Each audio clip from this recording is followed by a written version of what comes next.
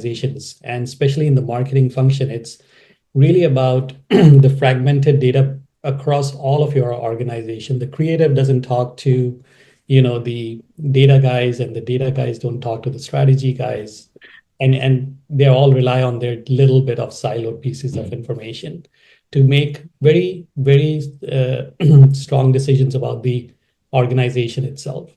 So that's where we saw the opportunity, where we said, at a fundamental level, if you can have these pieces of data talk to each other, you can simplify a lot. And as AI has evolved over the last year, it is now making it really incredibly easy to not just build better solutions, but also to look ahead and be more uh, more proactive in understanding your customers.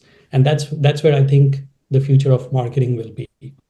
So from my vantage point, I think when I think about marketing, traditionally it's been divided into two worlds, right? The one is the creative side of it, and the second one is a very tech intensive, data driven analytics side of marketing, right? Yep. And and again, both of those functions don't really talk the same language either. So it is in between, that chasm is the biggest opportunity to build.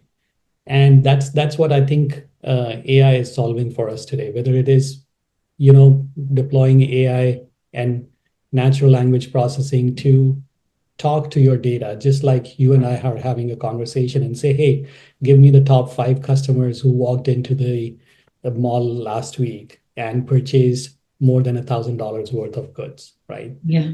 That's a conversation now you can have with your data. And equally exciting on the creative side is you can have the exact same conversation with these image generation tools and those video generation tools that are now coming out to say, hey, just create me a scene or create me a digital uh, uh, piece of art, so to say, Yep. that, and you can describe whatever you want in that.